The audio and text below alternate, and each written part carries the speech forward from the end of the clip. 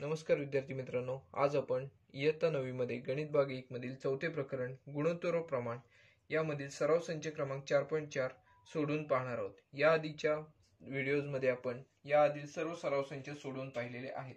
आता आपण सराव संच 4.4 सोडवण्याची सुरुवात करणार आहोत। तत्पूर्वी या सराव संचामध्ये आपण कशाचा अभ्यास केलेला होता, या भागामध्ये आपण मुख्यत्वे समान गुणोत्तराच्या सिद्धांताचा अभ्यास केलेला होता। तर त्यावर आधारित जी काही उदाहरणे आहेत ती आता आपण सोडवण्याची सुरुवात करूया। यामधील बघा, पहिले जे उदाहरण आहे ते आहे पुढील विधानांतील रिकाम्या जागा भरा। आणि आपल्याला इथे काय दिलेले आहे तर x/7 बरोबर y/3। तर आपल्याला इथे बघा 3x + 5y छेद काय आपल्याला इथे मिळेल तो काढायचा आहे। त्याचबरोबर इथे बघा 7x - 9y छेद इथे काय असेल तो आपल्याला इथे काढायचा आहे। बघा, पहिल्याच जर आपण विधानाचा विचार केला तर इथे आपल्याला 3x दिसते, म्हणजे x चा सहगुणक इथे 3 दिसतोय। म्हणजेच हा जो अपूर्णांक आहे 1/7 याला 3 ने गुणून आपण पाहूया। सुरुवातीला अपूर्णांक आहे तसंच लिहूया, x/7 बरोबर y/3। आपण काय करूया तर सुरुवातीला हा जो पहिला अपूर्णांक आहे याला आपण 3 ने गुणून पाहूया। बघा, x/7 गुणिले 3 छेदस्थानी पण आपण गुणिले 3 केलं तर बघा आपल्याला इथे काय मिळेल 3x/21 अशा स्वरूपात मिळेल। त्याचबरोबर बघा इथे सुद्धा आपल्याला 5y आहेत।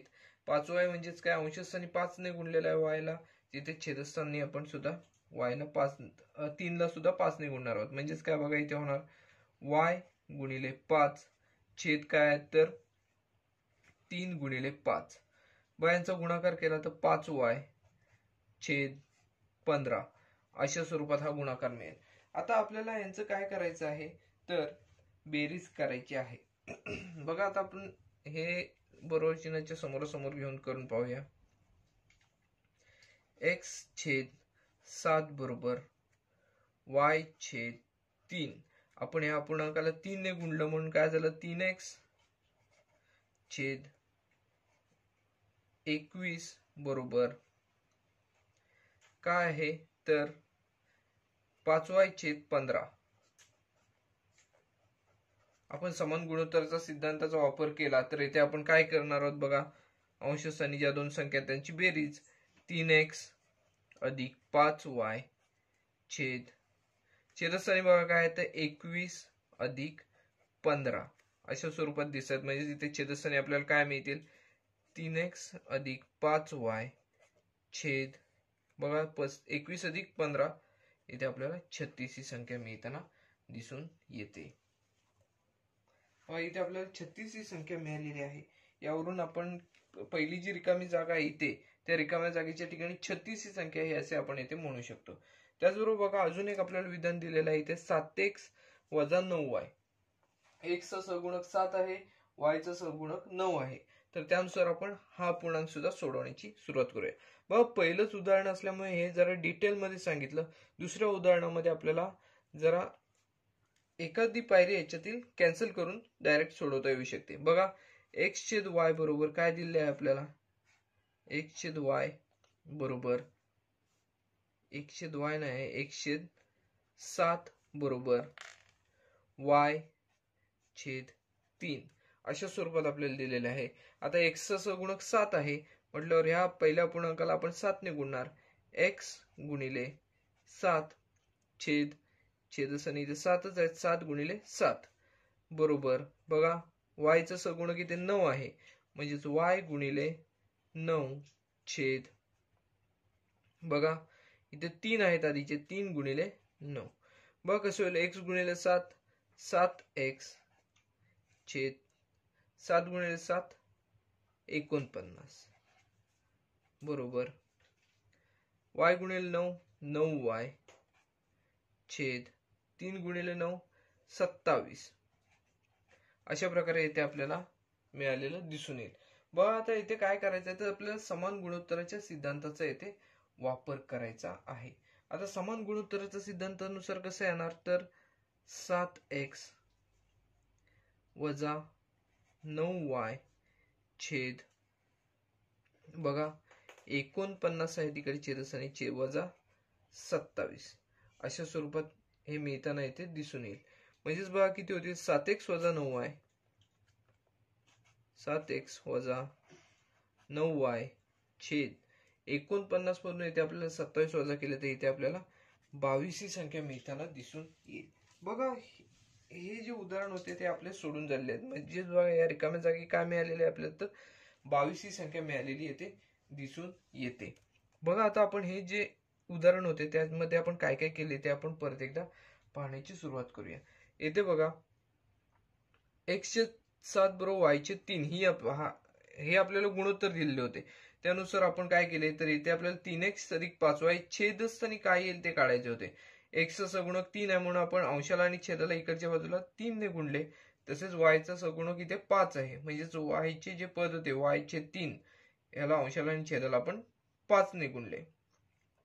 त्यानुसार आपल्याला 3x छेद 21 मिळाले 5y छेद 15 मिळाले.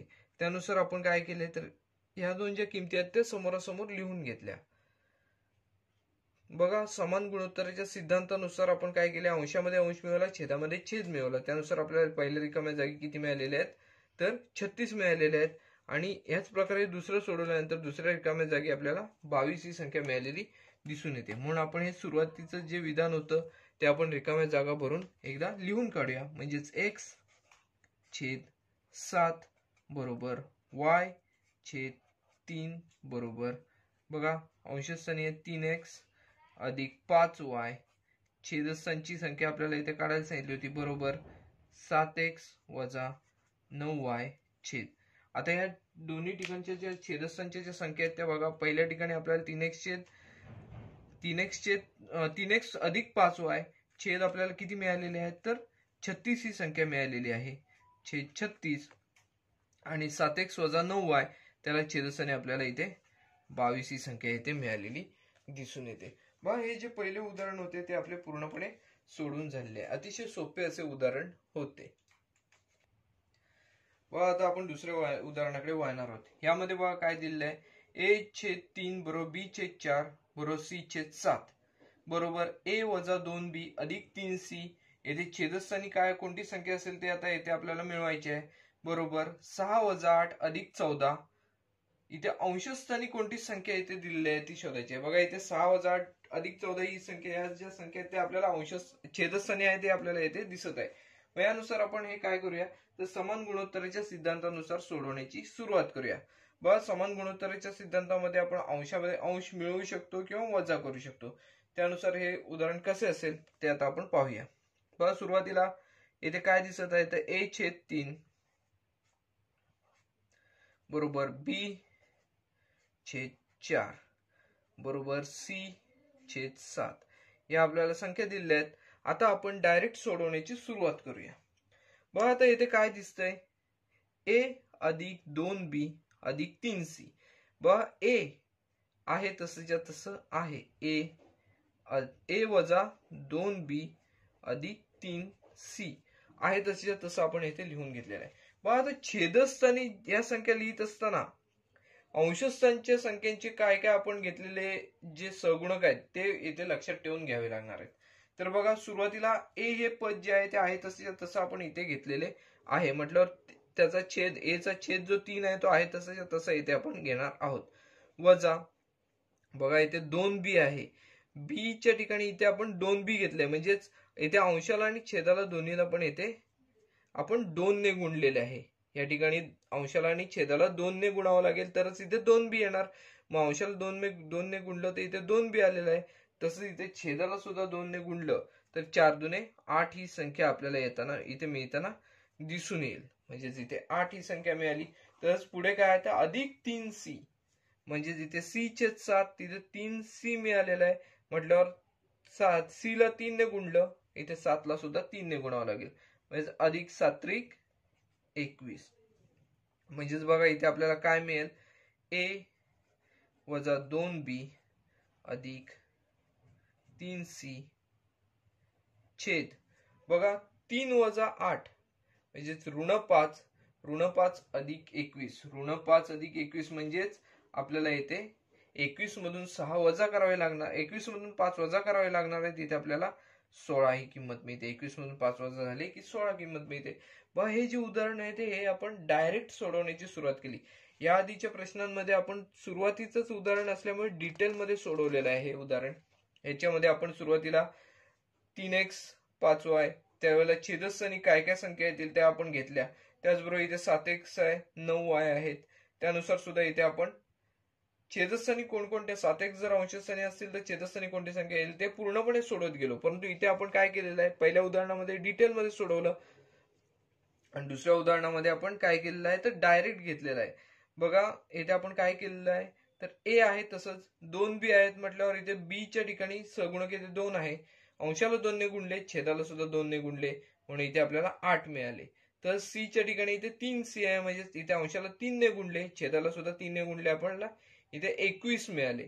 मग यांची जी क्रिया आहे ती केली, छेदस्थानी आपल्याला मिळालेली संख्या आहे ती 16 ही संख्या मिळालेली आहे. तसं आता आपण पुढची जी पायरी आहे, बघा पुढची अजून एक रिकामी जागा आहे. या रिकाम्या जागेवर काय मिळेल तर ते आता आपण पाहायचे आहे. बघा परत एकदा लिहूया, a छेद 3 बरोबर b छेद 4 बरोबर c छेद 7 अशा स्वरूपात याची मांडणी केलेली आहे. बरोबर बघा छेदस्थानी आपल्याला इथली संख्या दिलेली आहे, छेदस्थानी आहेत 6 वजा 8 अधिक 14, 6 वजा 8 अधिक 14. अंशस्थानी कोणत्या संख्या असतील त्या येथे आपल्याला काढायच्या. बघा सुरुवातीला a छेद 3 दिसत आहेत. a छेद 3 च्या ठिकाणी इथे 6 झालेले आहेत, म्हणजेच किती 3 दुने 6, म्हणजेच 3 ला इथे 2 ने गुणलेलं आहे, अंशाला सुद्धा 2 ने गुणावं लागेल. इथे काय येणार तर 2a ही संख्या, 2a हे पद येताना आपल्याला दिसून येईल.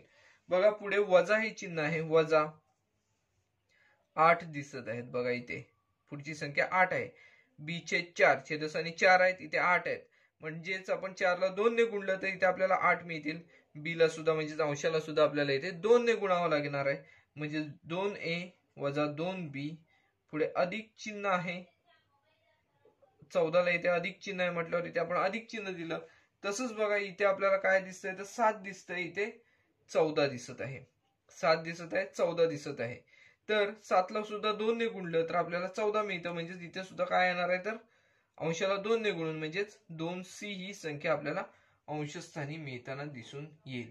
बघा ही जी रिकामी जागा आहे, या रिकाम्या जागी आपल्याला काय मिळेल, 2a वजा 2b अधिक 3c अशा स्वरूपात आपल्याला या रिकाम्या जागची जी संख्या आहे ती आपल्याला, रिकाम्या जागचे जे पद आहे ते आपल्याला अशा स्वरूपात दिसून येईल. 2a वजा 2b अधिक 2c अशा स्वरूपात दिसून येईल.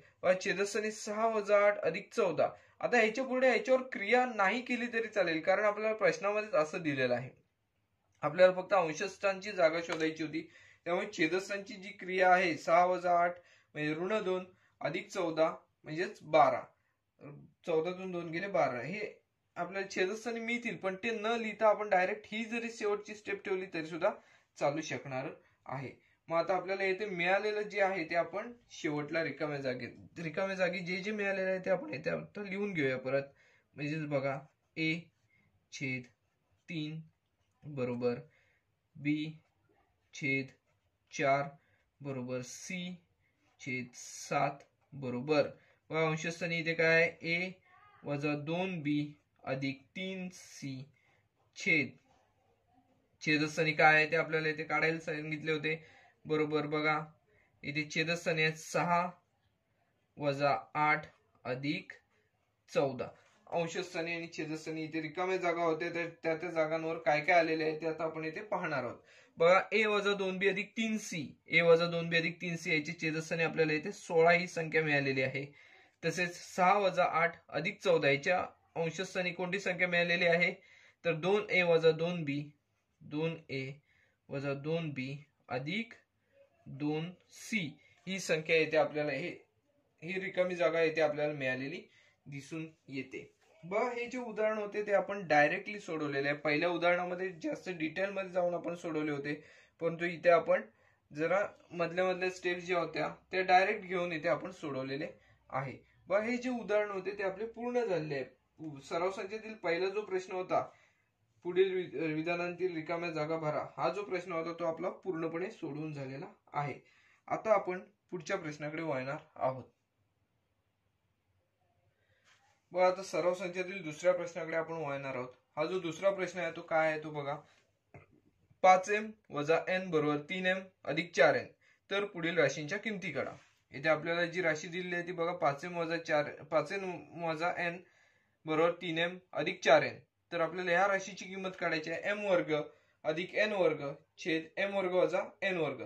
सुरुवातीला आपल्याला काय करावं लागेल तर ही जी राशी दिलेली आहे त्या राशीवरून आपल्याला m छेद n या राशीची किंमत येथे काढावी लागणार आहे. मग आपल्याला दिलेली जी राशी आहे ती आपण सोडवण्याची सुरुवात करूया. बघा आपल्याला दिलेली राशी काय आहे तर 5m वजा n बरोबर 3m अधिक n. आता सोडवत असताना सुरुवातीला आपण ही जी m ची पदे आहेत ती एकत्र घेऊया आणि n ची पदे एकत्र घेऊया. बघा इथे 4n आहे, आपण n फक्त लिहिलेला आहे.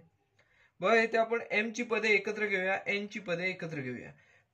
बघा हे 3m आहेत ते बरोबर चिन्हाचे इकडे जर घेतले तर 3m ला इथे धन चिन्ह आहे ते बरोबर चिन्हाचे इकडे ऋण होणार. त्याचबरोबर n ला इथे ऋण चिन्ह आहे ते बरोबर चिन्हाच्या पलीकडे जाऊन धन चिन्ह होईल. म्हणजे बघा 5m वजा 3m बरोबर इथे आपल्याला काय मिळेल तर 4n इथे आहेत आधीचेच त्यामध्ये अधिक n. अशा स्वरूपात ही राशी आपल्याला इथे मिळताना दिसून येईल. बघा आता आपण समान चल असणारी पदे आहेत त्यांच्यावर आपण क्रिया करूया. 5m मधून 3m गेले तर इथे आपल्याला 2m शिल्लक राहिलेले दिसून येतात. बरोबर 4n आणि n यांची बेरीज काय येते तर 5n एवढी मिळेल. आता बघा आपल्याला m छेद n ची किंमत काढायची आहे. मग सुरुवातीला आपण काय करूया तर हे n आहेत ते बरोबर चिन्हाच्या इकडे आणूया. 5 बरोबर n हे गुणाकार क्रियेसाठी आहेत, इकडे येऊन भागाकार क्रियेसाठी येतील. म्हणजेच कसं होईल तर 2m छेद n बरोबर 5 अशा स्वरूपात आपल्याला किंमत मिळेल. आता इथे आपल्याला m छेद n ची किंमत काढायची आहे. इथे 2 सुद्धा आहे. 2 हे m बरोबर गुणाकार क्रियेसाठी आहे ते बरोबर चिन्हाच्या पलीकडे जाऊन भागाकार क्रिया होणार आहे. म्हणजेच काय m छेद n बरोबर इथे आपल्याला 5 छेद 2. 2 इथे अंशस्थानी होते ते पलीकडे जाऊन छेदस्थानी जाताना आपल्याला दिसून आलेले आहेत. आता बघा आपल्याला पहिली जी राशी दिलेली आहे त्याची त्यामध्ये कशाची किंमत काढायची आहे तर m वर्ग अधिक n वर्ग छेद m वर्ग वजा n वर्ग. आपल्याला इथे वर्ग राशी तयार करावी लागणार आहे. बघा दोन्ही बाजूंचे आपण इथे वर्ग करूया. दोन्ही बाजूंचे वर्ग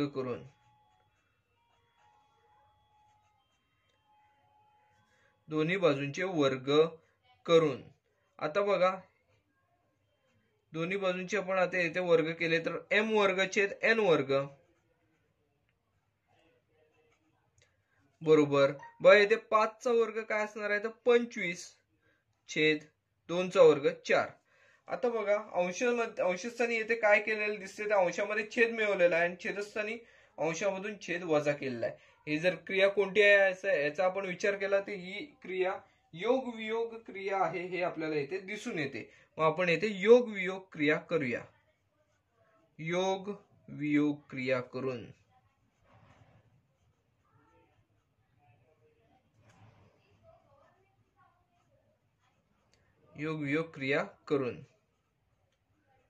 बघा काय मिळेल आपल्याला m वर्ग अधिक n वर्ग छेद m वर्ग वजा n वर्ग बरोबर बघा 25 मध्ये अंशस्थानी आपल्याला 4 मिळवावे लागतील छेद 25 मधून 4 वजा करावे लागतील छेदस्थानी. म्हणजेच बघा m वर्ग अधिक n वर्ग छेद m वर्ग वजा n वर्ग ह्याची किंमत आपल्याला इथे काय मिळाली दिसते तर 25 अधिक 4 29 छेद 25 वजा 4 21. म्हणजे इथे आपल्याला या राशीची जी किंमत आहे ती काय मिळालेली दिसते तर m वर्ग अधिक n वर्ग छेद m वर्ग वजा n वर्ग बरोबर 29 छेद 21 ही मिळालेली येते आपल्याला दिसून येते. यामध्ये आपण काय काय केले ते सुरुवातीपासून पाहूया. बघा सुरुवातीला आपण काय केले तर या राशीवरून m छेद n ह्याची किंमत काढली. बघा एम ची पदे सगळी एकत्र घेतली, एन ची पदे एकत्र घेतली, क्रिया करून आपण एम छेद एन ची किंमत 5/2 मिळवली. आपल्याला इथे एम वर्ग एन वर्ग दिसत असल्यामुळे आपण इथे दोन्ही बाजूंचे वर्ग केले, म्हणजेच एम वर्ग छेद एन वर्ग बरोबर 5चा वर्ग 25 छेद 2चा वर्ग 4 हे मिळाले. त्यानंतर योग वियोग क्रिया दिसते, इथे योग वियोग क्रिया केली, आपल्याला या राशीची किंमत जी आहे ती मिळालेली आहे 29/21. अशा स्वरूपात आपल्याला या दुसऱ्या प्रश्नातील जो पहिला प्रश्न होता तो पूर्णपणे सोडून झालेला आहे, त्याची किंमत आपल्याला इथे मिळालेली आहे. आता आपण दुसऱ्या प्रश्नाकडे वळणार आहोत. बघा यामध्ये आपल्याला दुसरी जी राशी दिलेली आहे त्याची किंमत काढायची आहे. बघा कोणती आहे तर 3m अधिक 4n छेद 3m वजा 4n ही जी राशी आहे या राशीची आपल्याला इथे किंमत काढायची आहे. या राशीची किंमत काढताना सुरुवातीला आपल्याला m छेद n ची किंमत लागणार आहे, ती आपण आधी काढलेली आहे. याच्यामध्ये बघा m छेद n बरोबर 5/2 ही किंमत इथे काढलेली आहे, कारण आपल्याला m छेद n ची किंमत या राशीची किंमत काढताना लागणार आहे. बघा m छेद n बरोबर 5/2 ही आपण येथे किंमत घेतलेली आहे. तर बघा येथे आपल्याला ज्या राशीची किंमत काढायची आहे त्या राशीमध्ये m चा सहगुणक 3 दिसत आहे आणि n चा सहगुणक 4 दिसत आहे. मग आता आपण काय करूया तर 3/4 ने या समीकरणाच्या दोन्ही बाजूंना गुणून पाहूया. मग दोन्ही बाजूंना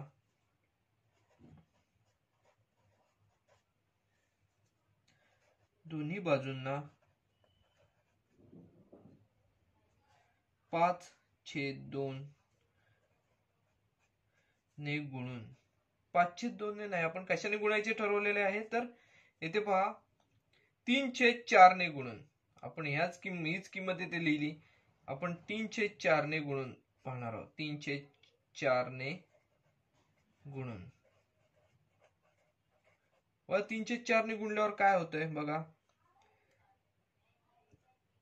अंशस्थानी आहेत m. बघा सुरुवातीपासून लिहूया m छेद n गुणिले 3/4 बरोबर 5/2 गुणिले 3/4.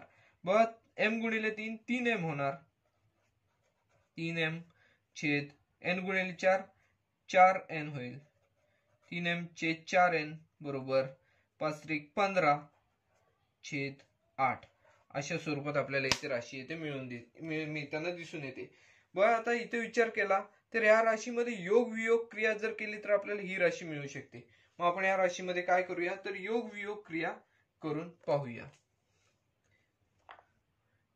योग वियोग क्रिया करून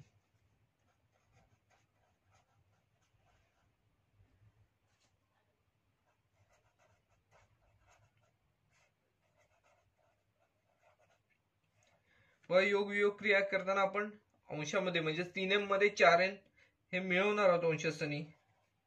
3m अधिक 4n छेद व अंशामधून छेद वजा करणार आहोत 3m वजा 4n बरोबर बघा येथे 15 मध्ये 8 मिळवणार, 15 अधिक 8 छेद 15 वजा 8. बघा जर आपण विचार केला तर येथे आपल्याला 15 ने 8 यांची बेरीज करावी लागणार आणि 15 ने 8 यांची छेदस्थानी वजाबाकी करावी लागणार आहे. मग आपण ही क्रिया करूया. 3m अधिक 4n छेद 3m वजा 4n बरोबर 15 अधिक 8 इथे आपल्याला 23 ही बेरीज मिळेल आणि 15 वजा 8 ही जर वजाबाकी केली तर आपल्याला इथे 7 मिळताना दिसून येतील. बघा आता आपलं हे जी किंमत होती या राशीची किंमत काढायची होती ती आपल्याला इथे 23/7 ही मिळालेली दिसून येते.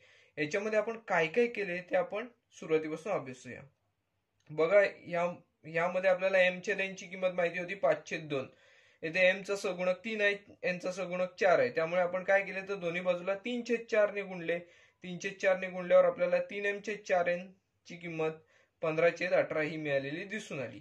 यामध्ये आपण योग वियोग क्रिया केली. योग वियोग क्रिया केल्यानंतर आपल्याला 3m अधिक 4n छेद 3m वजा 4n याची किंमत 23/7 ही मिळालेली येते दिसून येते. बघा हा जो प्रश्न होता दुसरा, त्यातील दुसरा प्रश्नही आपला सोडून झालेला आहे.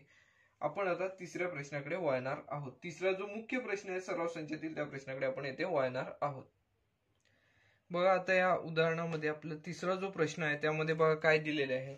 जर a कंसात y अधिक z बरोबर b कंसात z अधिक x बरोबर सी कंसात एक्स अधिक वाय दिलेले आहे आणि ए बी सी यापैकी कोणत्याही दोन संख्या समान नाहीत, तर आपल्याला ही जी राशी आहे वाय वजा झेड ए कंसात बी वजा सी बरोबर झेड वजा एक्स छेद बी कंसात सी वजा ए बरोबर सी एक्स वजा झेड एक्स वजा वाय छेद सी कंसात ए वजा बी, हे आपल्याला या तिन्ही राशी ज्या आहेत त्या समान किमतीच्या आहेत हे आपल्याला इथे दाखवायचे आहे.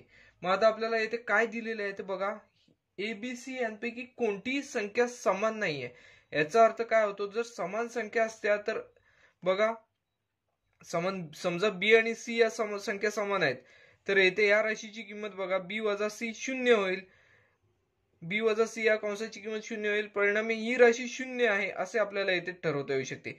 परंतु येथे आपल्याला काय दिलेले आहे तर समान नाहीत, म्हणजेच काय तर कोणतीही राशी कोणत्याही राशीतून ए मधून बी वजा केली, बी मधून सी वजा केली किंवा ए मधून सी वजा केली तरी कोणत्याही राशीची किंमत शून्य येणार नाही हे आपल्याला येथे समजते. हे आपल्याला समजते ते आपण सुरुवातीला फक्त लिहून घेऊया. बघा ए बी सी यांपैकी कोणत्याही दोन संख्या समान नाहीत,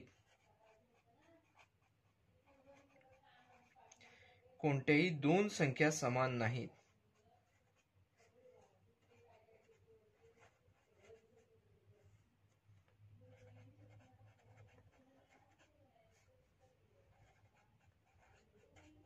म्हणून आपण काय म्हणू शकतो तर बी वजा सी त्यानंतर सी वजा ए त्याचबरोबर ए वजा बी यापैकी कोणाचीही किंमत आपल्याला शून्य नाही आहे असं आपण ठरवू शकतो. म्हणून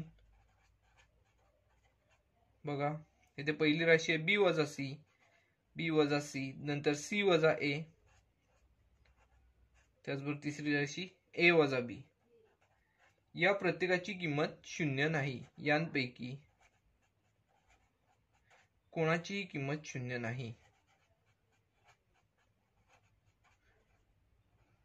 कोणाचीही म्हणजेच कोणत्याही कंसाची किंमत शून्य नाही, किंमत शून्य नाही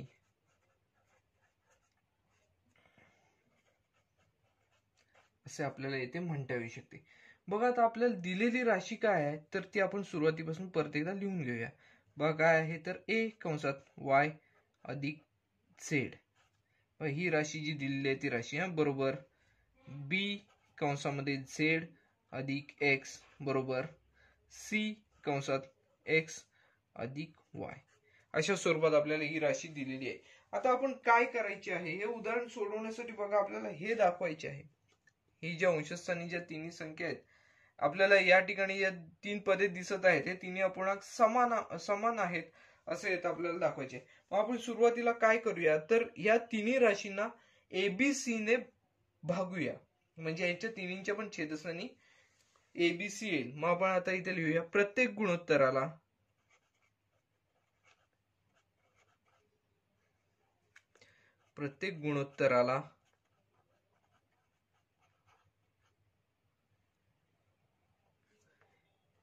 एबीसी ने भागू. बघा म्हणजे तिन्हींच्या पण छेदस्थानी आपल्याला एबीसी घ्यायच्यात. पहिली राशी काय आहे तर ए कंसात वाय अधिक झेड छेद, बघा इथे एबीसी येणार बरोबर. दुसरी राशी काय आहे तर बी कंसात झेड अधिक एक्स छेद, व इथे सुद्धा एबीसी येताना दिसून येईल बरोबर सी कंसामध्ये एक्स अधिक वाय छेद एबीसी हे येताना दिसून येतील. बघा जर पहिली राशी विचार केली तर अंशस्थानी ए आहे छेदस्थानी ए आहे, या दोन पदांचा आपल्याला ए या पदाचा इथे लोप करता येऊ शकतो. म्हणजे इथे काय शिल्लक राहील बघा ए चा लोप झालेला आहे म्हटल्यावर इथे आपल्याला फक्त बघा कंसातील वाय अधिक झेड शिल्लक राहताना दिसेल छेद ए निघून गेले आहेत म्हटल्यावर बी सी बरोबर. येथे बघा बी अंशस्थानी आहेत छेदस्थानी बी आहेत, या बी चा सुद्धा लोप झालेला आपल्याला दिसून येईल म्हणजेच झेड अधिक एक्स छेद बी निघून गेल्यामुळे ए सी शिल्लक राहतील बरोबर. बघा येथे सी अंशस्थानी छेदस्थानी हे दोन्हींचा पण लोप होईल. अंशस्थानी x अधिक y शिल्लक राहतील आणि छेद ए बी शिल्लक राहिलेले येते आपल्याला दिसून येतील. बघा या ठिकाणी आपण काय केलेले आहे तर अंशस्थानी छेदस्थानी जे सामायिक पद आहेत त्यांचा लोप केलेला आहे. पहिल्यामध्ये ए चा लोप झालेला आहे, दुसऱ्यामध्ये बी चा लोप झालेला आहे आणि तिसऱ्यामध्ये सी या पदाचा लोप झालेला आहे ते दिसून येतो. बघा यानंतर आता ही जी राशी आपल्याला मिळाली या राशीनंतर आपण समान गुणोत्तराचा सिद्धांताचा येथे वापर करणार आहोत. समान गुणोत्तराच्या सिद्धांतानुसार बघा एकदाच आपण लिहूया. समान गुणोत्तराच्या सिद्धांतानुसार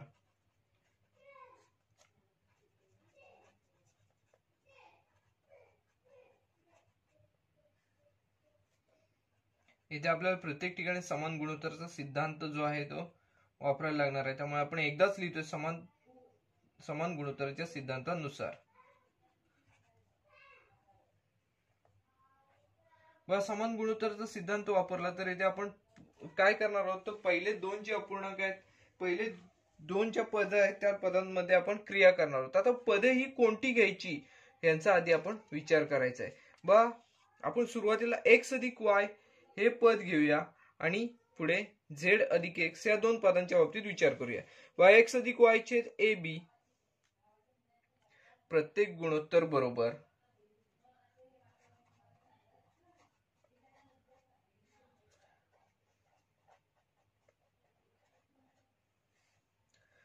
x अधिक y छेद ए बी ह्याच्यामध्ये आपण काय करणार आहोत तर पुढचे जे पद आहे बघा z अधिक x छेद ए सी, z अधिक x छेद ए सी हे पद आपण येथे वजा करणार आहोत. वजा कंसामध्ये z अधिक x हे पद येथे वजा केलेले आहे. तर z अधिक x च्या छेदस्थानी काय आहे तर ए सी आहे म्हणून आपण ए सी हे पद येथे वजा केलेले आहे. बघा आता पुढच्या पायरीला आपण काय करणार आहोत. ए बी वजा ए सी हे छेदस्थानी दोन्ही संख्या आहेत. या दोन्हींमध्ये सामायिक काय मिळेल ते आपण शोधूया. आधी अंशस्थानी कोणती क्रिया होती ती आपण येथे पाहूया. प्रत्येक गुणोत्तर बरोबर सुरुवातीचे x अधिक y आहेत तसेच राहतील. बघा कंसामधला वजा चिन्ह असल्यामुळे इथे आतील प्रत्येक पदाचे चिन्ह बदलेल. वजा z वजा x छेद बघा ए बी आणि एसी याच्यामध्ये आपल्याला सामायिक ए ही पद मिळते म्हणजेच कंसामध्ये राहील बी वजा सी हे शिल्लक राहताना दिसून येतील. म्हणजे बघा आता अंशस्थानी विचार केला तर x वजा x मधून x गेले तर आपल्याला येथे x चे पद लोप झालेले दिसून येईल. म्हणजे प्रत्येक गुणोत्तर बरोबर बघा उरलेली पदे y वजा z छेद ए कंसात बी वजा सी अशा स्वरूपात दिसून येते.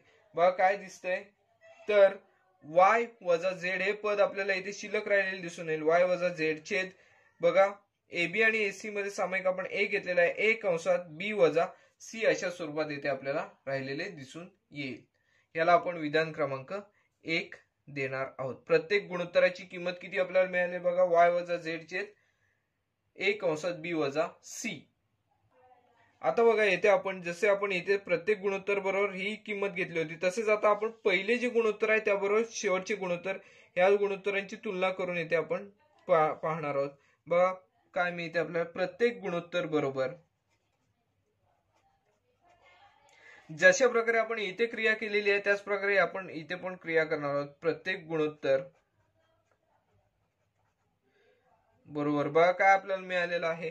पहिले गुणोत्तर आहे y अधिक z वजा बघा येथे आपल्याला काय आहेत पुढची पदे शेवटचे गुणोत्तर x अधिक y कंसामध्ये x अधिक y छेदस्थानी बघा यांच्या काय आहेत y अधिक z चे छेदस्थानी बीसी आहे आणि याच्या छेदस्थानी ए बी आहे.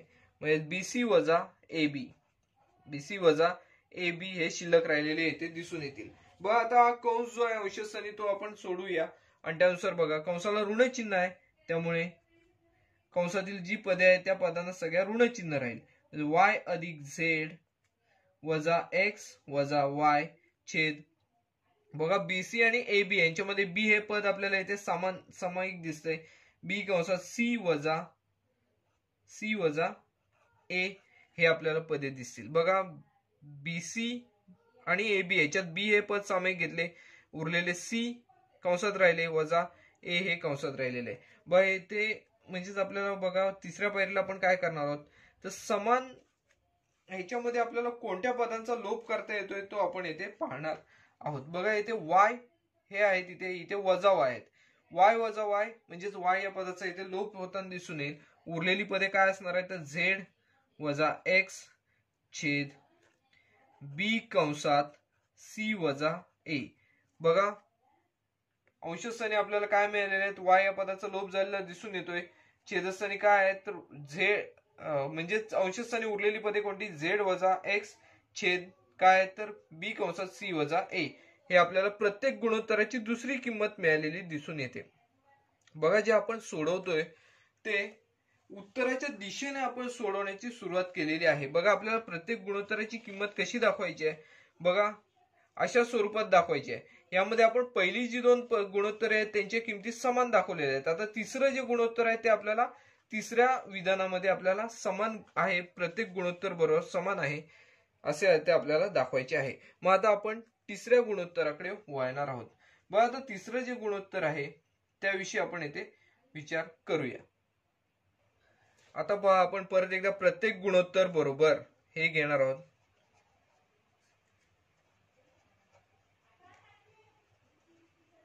प्रत्येक गुणोत्तर बरोबर बघा यामधील झेड अधिक एक्स छेद ए सी म्हणजे झेड अधिक एक्स वजा वाय अधिक झेड कंसामध्ये छेद बघा काय राहील झेड अधिक एक्स चा ए सी वजा बी सी, ए सी वजा बी सी ही पदे आपल्याला येथे दिसून येतील। आता आपण काय करूया, आता अंशस्थानी जो कंस आहे तो कंस सोडूया आणि आपण काय मिळते ते पाहूया।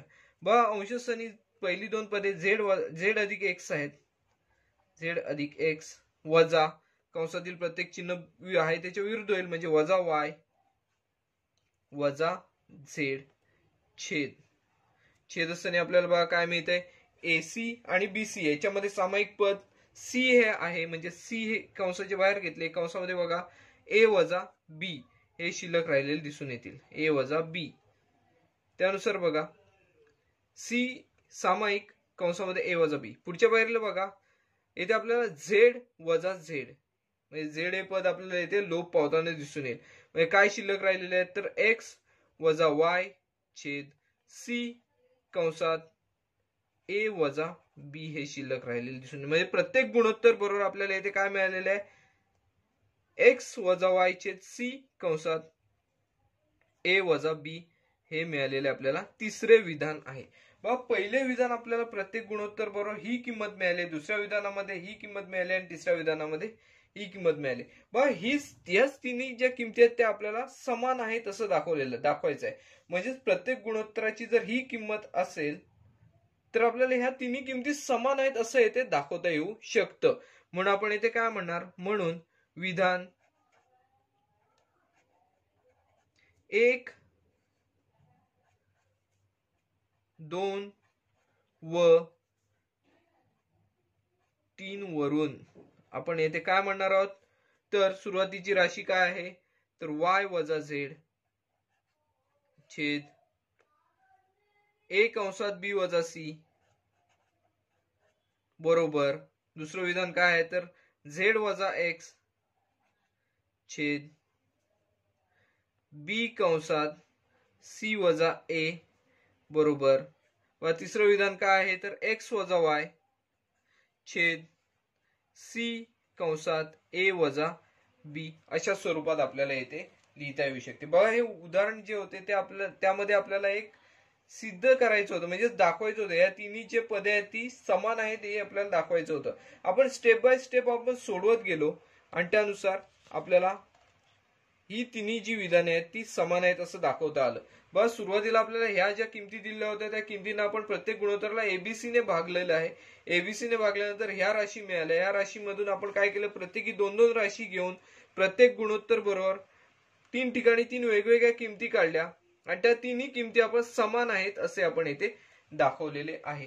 बघा हे जे उदाहरण आहे ते सुद्धा आपले पूर्णपणे सोडून झालेले आहे। उदाहरण नक्कीच मोठे आहे, त्याला गुण पण 4 ते 5 गुणांसाठी हे उदाहरण विचारले जाऊ शकते, 3, 4 किंवा 5 गुणांसाठी हे उदाहरण विचारले जाऊ शकते। तर तसा विचार केला तर अतिशय सोपे असे उदाहरण आहे. हे उदाहरण आपले पूर्णपणे सोडून झालेले आहे. बघा आता आपण सराव संचातील पुढील उदाहरणाकडे वळणार आहोत. हे उदाहरण काय आहे तर जर x छेद 3x वजा y वजा z बरोबर y छेद 3y वजा y वजा z वजा x बरोबर z छेद 3z वजा x वजा y आणि x अधिक y अधिक z यांची किंमत 0 नाहीये तर प्रत्येक गुणोत्तराची किंमत 1 आहे असे आपल्याला इथे दाखवायचे आहे. मग आता आपण काय करायचे आहे तर हे उदाहरण सोडवण्याची सुरुवात करूया. बघा आपल्याला दिलेली जी राशी आहे ती आपण परत एकदा लिहून घ्या. x छेद 3x वजा y वजा z बरोबर y छेद 3y वजा z वजा x बरोबर z छेद 3z वजा x वजा y अशा या तीन राशी आपल्याला येथे दिलेल्या दिसून येतात. आता येथे आपण काय करणार आहोत तर समान गुणोत्तराच्या सिद्धांतानुसार हे उदाहरण सोडवणार आहोत. मग समान गुणोत्तराच्या सिद्धांतानुसार समान गुणोत्तराच्या सिद्धांतानुसार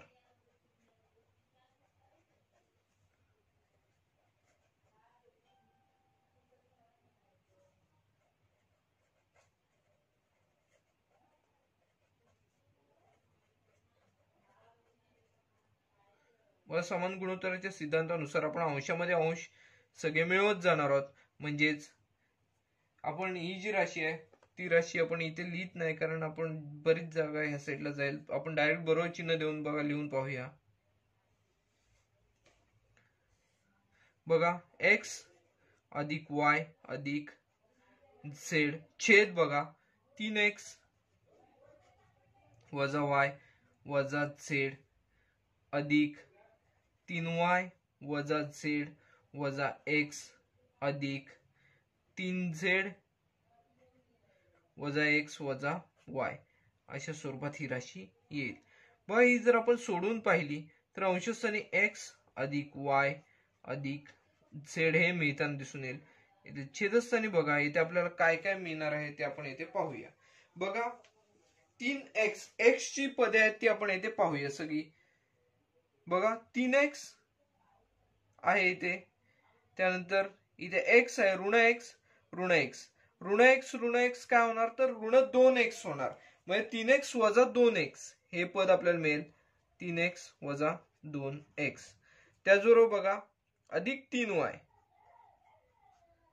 बघा y ऋण y आणि इथे अजून आपल्याला एक ऋण y मिळाले म्हणजेच वजा 2y अधिक 3z अधिक 3z वजा बघा z ची पद कुठे आहे ऋण z म्हणजेच वजा 2z एवढे आपल्याला शिल्लक राहिले दिसून येतील. म्हणजे बघा अंशस्थानी येथे आपल्याला काय मिळालेले आहे तर x अधिक y अधिक z छेद बघा 3x वजा 2x इथे x शिल्लक राहील. त्यानंतर बघा 3y वजा 2y इथे y शिल्लक राहताना दिसून येईल. बघा 3z मधून 2z गेले परत इथे आपल्याला z शिल्लक राहील दिसून येईल. बघा अंशस्थानी जी पदे आहेत x अधिक y अधिक z तीच पदे इथे आपल्याला छेदस्थानी दिसून येतात x अधिक y अधिक z ही तिन्ही पदे आपल्याला समान समान दिसून येतात. म्हणजेच काय तर त्या ज्या एखाद्या संख्येला त्याच संख्येने भागले तर आपल्याला उत्तर जे आहे ते उत्तर एक ही मिळताना दिसून येते. म्हणजेच आपण येथे काय म्हणू शकतो तर ही जी तीन राशी आहेत त्या तिन्ही राशींचे उत्तर आपल्याला समान गुणोत्तराच्या सिद्धांतानुसार एक हे मिळालेले आहे आणि आपल्याला प्रत्येक गुणोत्तराची किंमत एक आहे असेच दाखवायचे होते. हे आपल्या यावरून सिद्ध होताना दिसून येते. याच्यामध्ये आपण काय केलेले आहे ते बघा समजून घ्या. या तीन राशी ज्या दिलेल्या आहेत त्या समान गुणोत्तराच्या सिद्धांतानुसार आपण यांची तिन्हींची बेरीज केली. बेरीज केल्यानंतर अंशामध्ये तिन्ही अंश जे आहेत ते सगळे आपण मिळवले x अधिक y अधिक z. तर छेदस्थानी पण तिन्ही छेद एकमेकांमध्ये मिळवले. मिळवल्यानंतर बघा जी सजातीय पदे होती स्वरूप पदे आपण ज्यांना म्हणतो ती पदे आपण एकत्र केली. 3x आता इथे बघा x x म्हणजे ऋण x ऋण x ऋण 2x झाले ते एकत्र केले. ती x ची पदे एकत्र घेतली y ची पदे एकत्र घेतली त्याचप्रमाणे z ची सुद्धा पदे एकत्र घेतली. त्यानंतर सोडवल्यानंतर त्यांच्यावर क्रिया केल्यानंतर आपल्याला असे दिसून आले की x अधिक y अधिक z हे अंशस्थानी आहेत आणि छेदस्थानी आपल्याला मिळालेली नवीन पदे कोणती आहेत तर x अधिक y अधिक z, म्हणजे अंशस्थानी छेदस्थानी दोन्हीकडे समान पदे मिळालेली आहेत. परिणामी एखाद्या संख्येला त्याच संख्येने आपण भागले तर आपल्याला उत्तर 1 मिळते. यानुसार आपल्याला यांचा भागाकार आहे तो 1 मिळालेला आहे. म्हणजेच आपण या तिन्ही पदांची किंमत 1 आहे असे येथे दाखवलेले आहे. हे जे उदाहरण आहे ते आपले पूर्णपणे सोडून झालेले आहे. बघा आता आपण पुढील उदाहरणाकडे वळणार आहोत. हे जे उदाहरण आहे ते बघा काय आहे. जर ax अधिक by छेद x अधिक y बरोबर bx अधिक az छेद x अधिक z बरोबर ay अधिक bz छेद y अधिक z आणि ax अधिक y अधिक z याची किंमत 0 नाहीये, तर प्रत्येक गुणोत्तर बरोबर a अधिक b छेद 2 आहे असे आपल्याला इथे सिद्ध करायचं आहे. मग आता आपण ही सिद्धता सोडवण्याची सुरुवात करूया. आपल्याला दिलेली जी गुणोत्तर आहे ते बघा काय आहे तर ax अधिक by छेद x अधिक y बरोबर bx अधिक az छेद x अधिक z बरोबर ay अधिक bz छेद y अधिक z अशा स्वरूपात आपल्याला दिलेले हे जे गुणोत्तर आहे ते आहे. आता आपण यामध्ये काय करूया तर समान गुणोत्तराच्या सिद्धांताचा वापर करूया. म्हणजे अंशामध्ये अंश सगळे मिळवत जाऊया, छेदामध्ये छेद सगळे मिळवत जाऊया. समान गुणोत्तराच्या सिद्धांतानुसार समान गुणोत्तराच्या सिद्धांतानुसार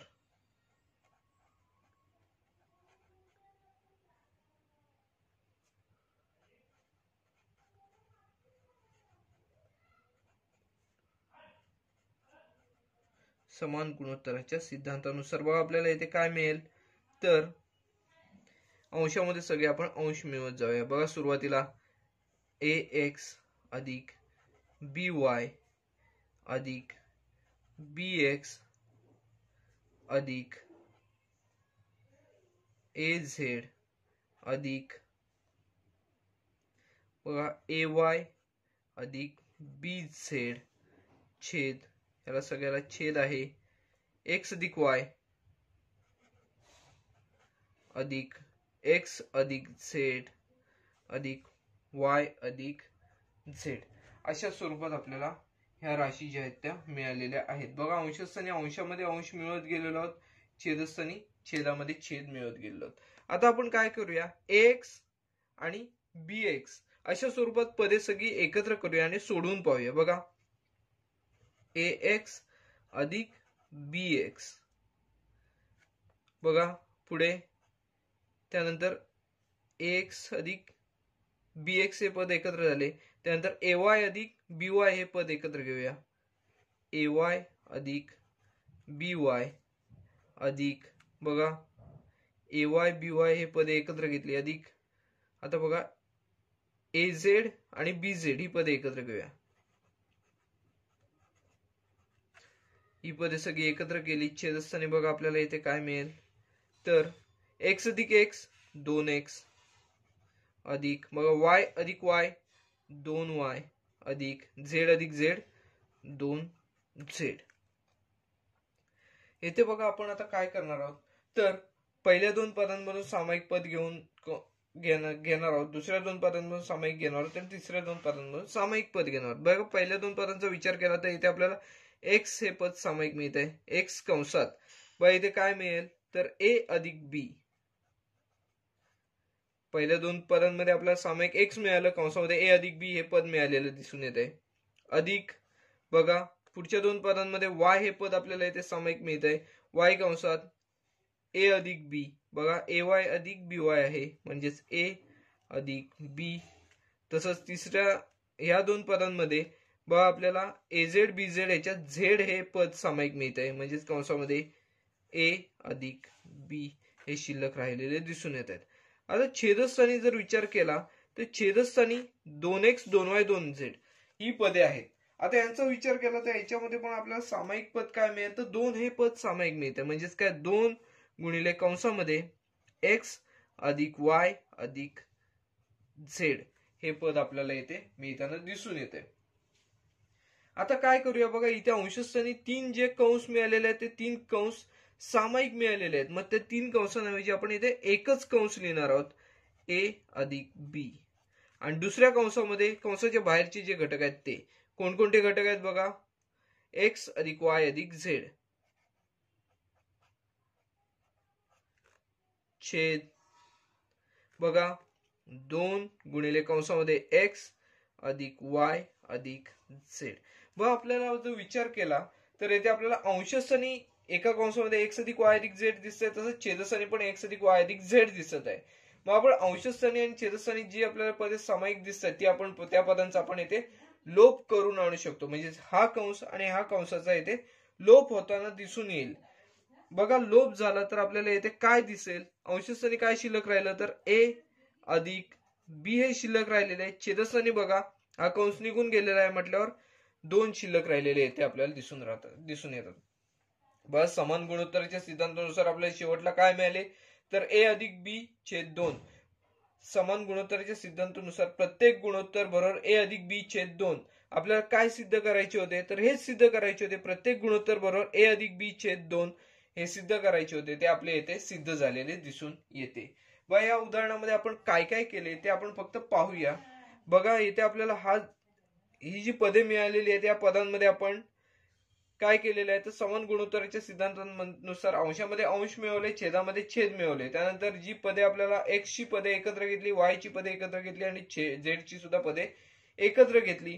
त्यानंतर प्रत्येक पदामधून सामायिक पद काढले. इथे आपल्याला ए अधिक बी हा कंस प्रत्येक ठिकाणी सामायिक मिळाला म्हणून आपण ए अधिक बी हा कंस एकदाच घेतला आणि कंसाच्या बाहेरची पदे दुसऱ्या कंसामध्ये घेतली. छेदस्थानी बघा एक्स अधिक वाय अधिक झेड आणि अंशस्थानी सुद्धा एक्स अधिक वाय अधिक झेड हे दोन्ही कंस समान मिळाले. या दोन्ही कंसांचा आपण इथे लोप केलेला आहे. लोप केल्यानंतर आपल्याला असे दिसून येते की ए अधिक बी छेद 2 हे शिल्लक राहिलेले येथे आपल्याला दिसून येतात. बघा येथे आपलं हे जे उदाहरण आहे ते आपले पूर्ण झालेले आहे. आता आपण पुढच्या म्हणजे चौथ्या उदाहरणाकडे वळणार आहोत. बघा आता आपण यातील पुढच्या उदाहरणाकडे वळणार आहोत. हे उदाहरण काय आहे बघा, जर y अधिक झेड छेद a बरोबर z अधिक x छेद b बरोबर x अधिक y छेद c, तर x छेद b अधिक c वजा a बरोबर y छेद c अधिक a वजा b बरोबर z छेद a अधिक b वजा c यांच्या किमती समान आहेत हे आपल्याला दाखवायचे आहे. ते तिन्ही आपल्याला ज्या राशी दिलेल्या आहेत त्या समान किमतीच्या आहेत हे आपल्याला येथे दाखवायचे आहे. मग आता आपण हे उदाहरण सोडवण्याची सुरुवात करणार आहोत. बघा हे उदाहरण सोडवत असताना सुरुवातीला आपल्याला ज्या राशी दिलेल्या आहेत त्या राशींसाठी आपण एखादे अक्षर मानूया. के आहे असे आपण समजूया. समजा बघा आपल्याला पहिली राशी दिलेली y अधिक z छेद a बरोबर z अधिक x छेद b बरोबर x अधिक y छेद c बरोबर k आहेत असं आपण येथे समजलेलो. समजा ह्या तिन्ही राशी बरोबर k आहेत असं समजलेलो आहोत. बघा यानंतर आपण काय करूया तर समान गुणोत्तराच्या सिद्धांतानुसार आपण हे सोडवण्याची सुरुवात करूया. बघा सुरुवातीला जी राशी आहे ती काय आहे तर वजा a, म्हणजेच ही जी राशी आहे ती आपल्याला यातून वजा केलेली दिसते. त्यानुसार आपण छेदस्थानी ज्या राशीच्या a आहे ती राशी समान गुणोत्तराच्या सिद्धांतानुसार सोडवण्याची सुरुवात करूया. बघा म्हणून k बरोबर समान गुणोत्तराच्या सिद्धांतानुसार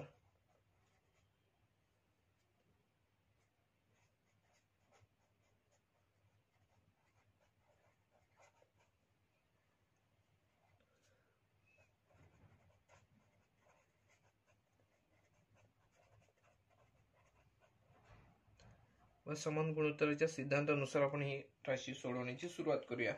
बघा येथे आपल्याला काय दिसत आहे तर पहिल्या राशीतून वजा a दिसत आहे म्हणून ह्या दोन राशी सुरुवातीला घेऊया, त्यातून ही राशी वजा करूया. बघा z अधिक x अधिक x अधिक y वजा y वजा z छेद बघा छेदस्थानी यांच्या b अधिक c वजा a बरोबर के असणार आहे. मग के बरोबर आपल्याला काय मिळेल बघा, इथे वायची जी पदे आहेत ती आता पण ह्यातून घालून टाकूया. ऋण ऋण जी पदे आहेत ती याच्यातून घालून टाकूया. बघा वाय ला वाय कॅन्सल होईल, झेड ला झेड कॅन्सल होईल. म्हणजे तिथे आपल्याला शिल्लक राहिलेली राशी काय मिळते बघा, सुरुवातीला आपल्याला एक्स अधिक एक्स शिल्लक राहिलेली दिसेल. बघा वाय वजा वाय हे कॅन्सल होतील, झेड वजा झेड हे कॅन्सल होतील. म्हणजे सुरुवातीला ह्या तीन राशींऐवजी आपल्याला काय मिळालेले आहे तर बघा 2x छेद बी अधिक सी वजा ए ही राशी येथे मिळालेली आहे. याला विधान बरोबर के आहे हे विसरून चालणार नाही. ह्याला विधान क्रमांक आपण 1 दिलेले आहे. त्यानंतर बघा आपण काय करणार आहोत तर के बरोबर सुरुवातीला आता मगाशी ज्याप्रमाणे आपण वजा एक राशी घेतलेली होती त्याचप्रमाणे दुसऱ्यामध्ये बघा वजा बी आहे. येथे बी छेदस्थानी ज्या राशीच्या छेदस्थानी बी आहे ती राशी येथे आपण परत एकदा वजा करून बघूया. समान गुणोत्तराच्या सिद्धांतानुसार पहिली राशी आणि तिसऱ्या राशी मध्ये अंशांची आणि छेदांची बेरीज करायची, त्यातून ही जी राशी आहे त्याचा अंश आणि छेद वजा करायचा आहे. बघा तर ती राशी कशी मग तयार होईल बघा. तसेच बघा येथे काय होईल तर y अधिक z अधिक x अधिक y अधिक x अधिक y बघा वजा z वजा x छेद व छेदस्थानी काय शिल्लक राहील a अधिक c वजा b, a अधिक c वजा b हे शिल्लक राहिलेले आपल्याला येथे दिसून येईल. a अधिक c वजा b हे शिल्लक राहिलेले दिसून येतील. बघा आता अंशस्थानी जे सामायिक पदे आहेत ती सामायिक पदे आपण यामधून त्या सामायिक पदांचा येथे आपण लोप करून टाकूया. बघा यामध्ये आपण अंशस्थानी विचार केला तर z वजा z आहे.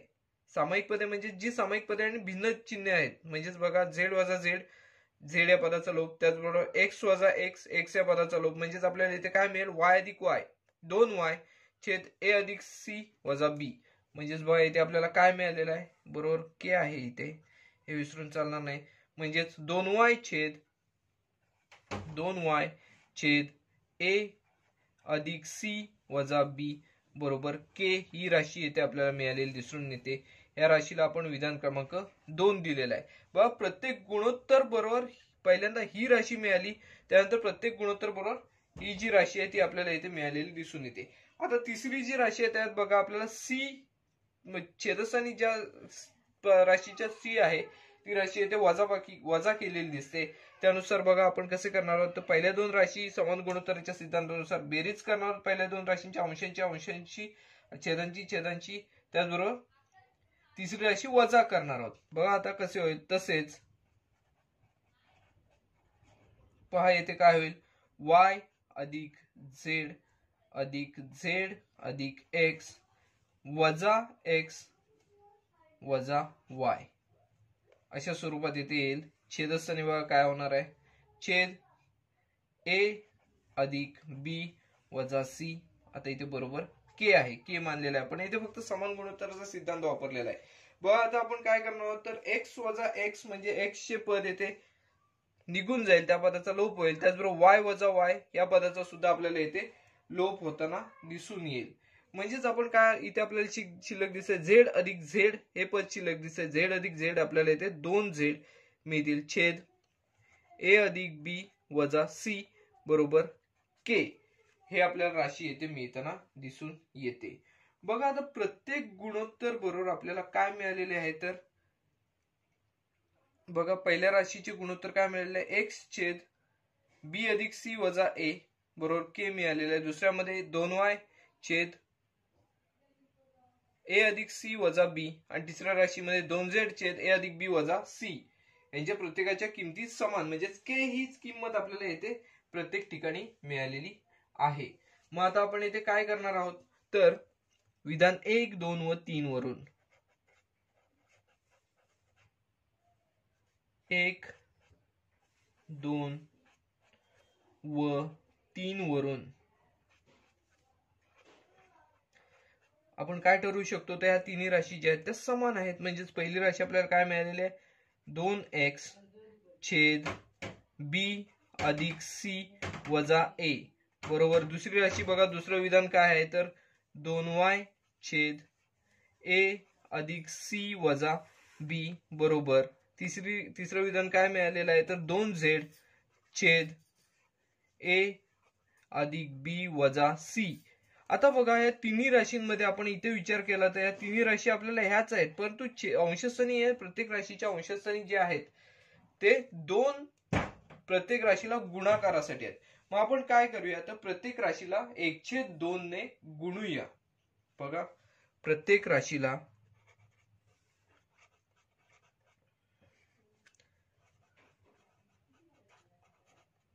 1/2 ने गुणून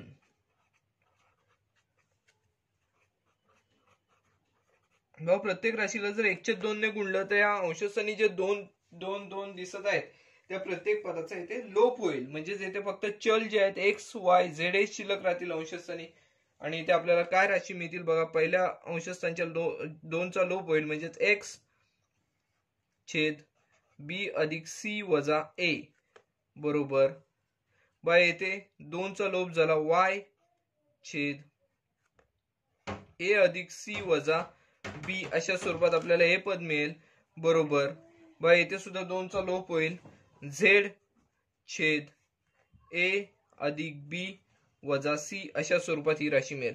बा आपल्याला हेच सिद्ध करायचं होतं, एक्स छेद बी अधिक सी वजा ए बरोबर वाय छेद सी अधिक ए वजा बी बरोबर झेड छेद ए अधिक बी वजा सी. हे जे आपल्याला सिद्ध करायचे होते ते आपल्याला इथे सिद्ध केलेले आहे.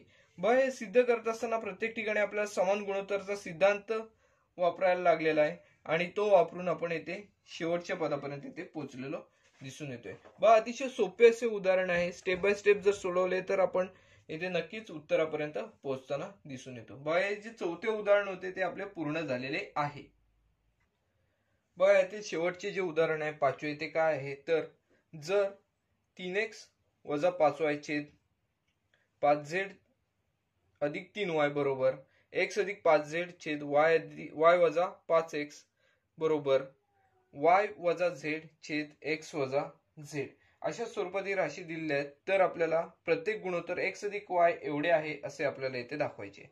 आता जर आपण इथे पाहिले, सुरुवातीला आपण आधी ही जे गुणोत्तर दिलेले आहे ते आपण लिहून घेऊया. ह्या ज्या राशी आहेत ते लिहून घेऊया. बघा, सुरुवातीची राशी 3x वजा 5y छेद 5z अधिक 3y बरोबर x अधिक 5z छेद y वजा 5z 5x आहे इथे y वजा 5x बरोबर y वजा z छेद x वजा z. इथे बघा x हे पद आहे हा इथे.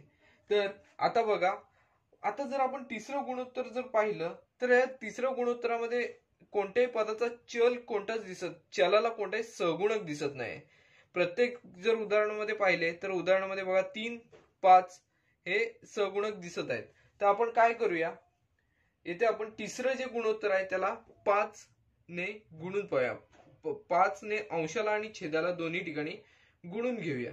बघ का गुणणार आहोत, तर नंतर आपल्याला कळेल की समान गुणोत्तराच्या सिद्धांतानुसार जर केलं तर आपल्याला हे 5 ने इथे जर 5y वजा 5z जर केलं तर इथे आपल्याला ह्यातून जे मिळणारे पद आहेत ते आपल्याला ही असतील, त्यामुळे आपण गुणणार आहोत. तो आधी आपण विचार करून घ्यायचा आणि त्यानुसार आपण इथे गुणणार आहोत. बघा, आपल्याला सुरुवातीला वाक्यरचना करावी लागेल. दिलेल्या राशींमध्ये दिलेल्या गुणोत्तरांमध्ये म्हणूया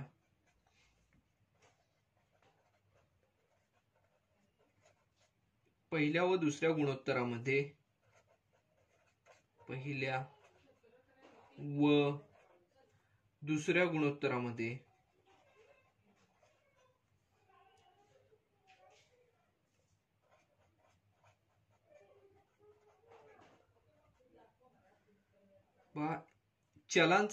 चलांचे सहगुणक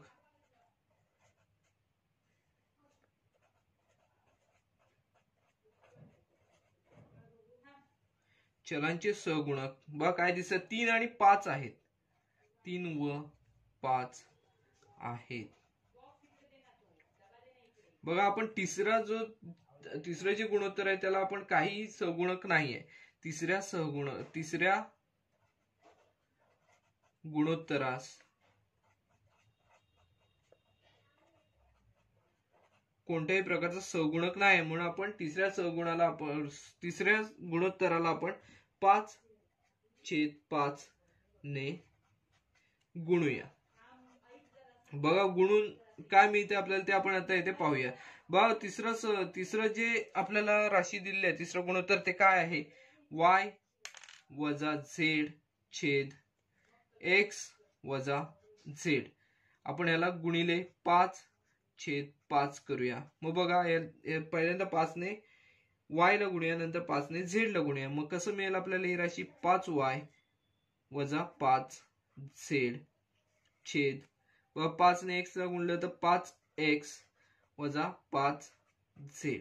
अशा स्वरूपात ही राशी आपल्याला इथे मिळालेली दिसून येते. बघा नवीन राशी काय आहे? y वजा z छेद x वजा z याच्याऐवजी मिळालेली नवीन राशी 5y वजा 5z छेद 5x वजा 5z. आता ही नवीन राशी ह्याच्याऐवजी ही राशी घेऊन आपण हे गुणोत्तर परत एकदा लिहून घेऊया. बघा काय आहे? 3x वजा 5y छेद 5z अधिक 3y बरोबर x अधिक 5z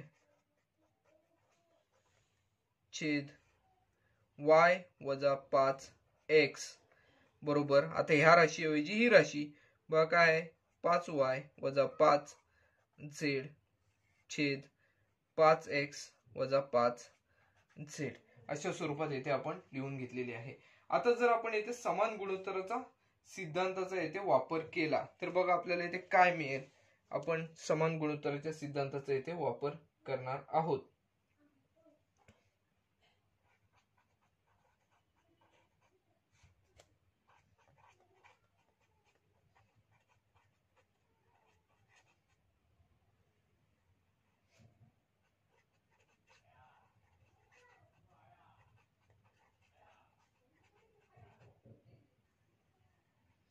समान गुणोत्तराच्या सिद्धांतानुसार बघा अंशामध्ये अंश मिळवत जायचंय, छेदामध्ये छेद मिळवत जायचं आहे. त्यानुसार आपल्याला इथे काय मिळेल ते आपण इथे पाहूया. बघा अंशस्थानी काय आहे तर पहिले 3x वजा 5y 3x वजा 5y अधिक x अधिक 5z अधिक 5y वजा 5z अधिक 5y वजा 5z. आता इथे छेदस्थानी एकत्रितपणे बघा कसे होईल. छेद बघा 5z अधिक 3y अधिक y वजा 5x अधिक 5x वजा 5z. अशा स्वरूपात ही राशी आपल्याला येथे दिसून येईल. बघा आता आपण काय करणार आहोत पुढच्या पायरीला तर ही जी राशी आहे या राशीमध्ये स्वरूप पदे आहेत ती स्वरूप पदे सगळी एकत्र करूया. आपण बघा इथे स्वरूप पदे एकत्र केली तर बघा कसं मिळेल. अंशस्थानी आणि छेदस्थानी काय मिळते ते आता येथे आपण पाहूया. बघा अंशस्थानी काय मिळेल तर 3x अधिक x x ची पदे कोणती आहेत? 3x अधिक x. बघा त्यानंतर y ची पदे वजा 5y अधिक 5y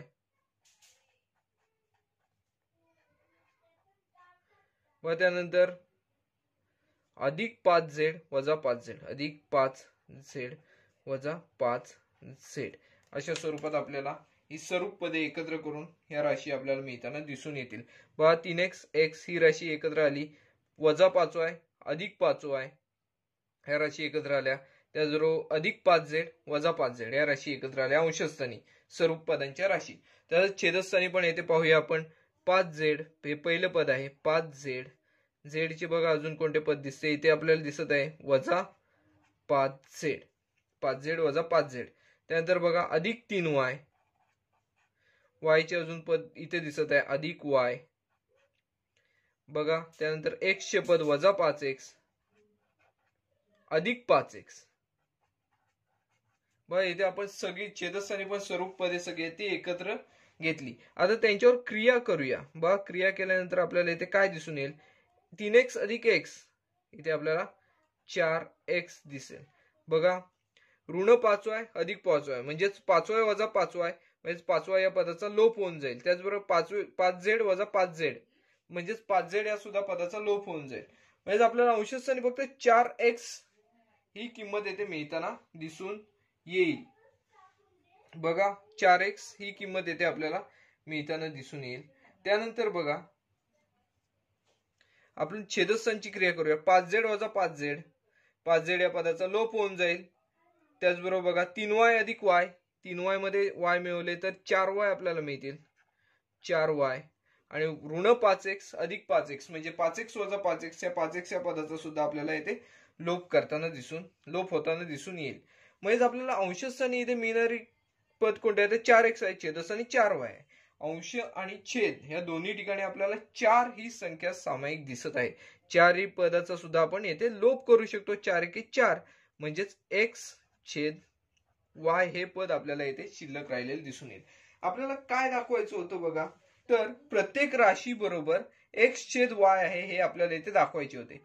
तर आपण प्रत्येक राशी बरोबर x छेद y हे आपण येथे दाखवलेले आहे. समान गुणोत्तराचा सिद्धांत वापरला. याच्यामध्ये आपण अंशामध्ये अंश मिळवत गेलो, छेदामध्ये छेद मिळवत गेलो. सुरुवातीला आपण काय केले, तर ही जी राशी होती या राशीच्या अंशाला आणि छेदाला 5/5 ने गुणले, म्हणजेच 5 ने गुणले. त्यानंतर आपल्याला ही जी राशी मिळाली या राशीमध्ये आपण समान गुणोत्तराच्या सिद्धांताचा वापर केला. त्यानुसार काही पदांचा येथे लोप झाला. या स्टेपला लोप झाल्यानंतर आपण बघा 4x छेद 4y ही पदे आपल्याला येथे मिळालेली दिसून आली. अंशस्थानी 4 आहेत, छेदस्थानी पण 4 आहेत, हे 4चा सुद्धा येथे आपण लोप केला आणि x छेद y हे शेवटला आपल्याला पद मिळाले. म्हणजेच काय, तर ह्या तिन्ही राशींची किंमत जी आहे, या तिन्ही गुणोत्तरांची किंमत येथे x छेद y आहे हे आपण येथे सिद्ध करू शकतो. मग सराव संचामध्ये अजून एक प्रश्न आहे, प्रश्न क्रमांक 4 सोडवा अशा प्रकारचा प्रश्न आहे, परंतु तो सुद्धा प्रश्न याच अनुषंगाने आपल्याला सोडवायचा आहे. तर तो जो प्रश्न आहे तो तुम्ही सोडवायचा आहे बघा. हा जो सराव संच होता तो अतिशय सोपा होता, काही कठीण नव्हतं. आपण हा व्हिडिओ इथेच थांबवत आहोत. व्हिडिओ आवडला असल्यास व्हिडिओ लाईक करा, हा व्हिडिओ जास्तीत जास्त शेअर करा, जेणेकरून बऱ्याच विद्यार्थ्यांना याचा फायदा घेता येईल. चॅनल सबस्क्राईब करायला विसरू नका. धन्यवाद.